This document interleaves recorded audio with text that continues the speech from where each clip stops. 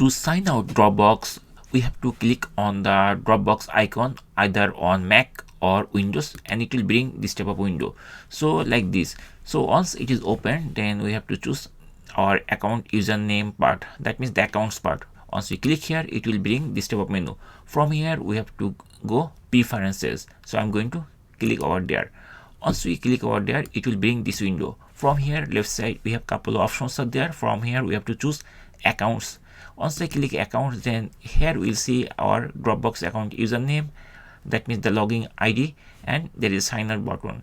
To sign out Dropbox, we just need to click over here sign out, and Dropbox will be signed out completely. So before sign out, it is giving me warning like sign out from your computer. It is making sure whether I am really want to like sign out Dropbox account or not. So I'm going to click this button sign out, and once I click over there, Dropbox will be signed out completely, and after that you will get this type of confirmation and it will be automatically gone.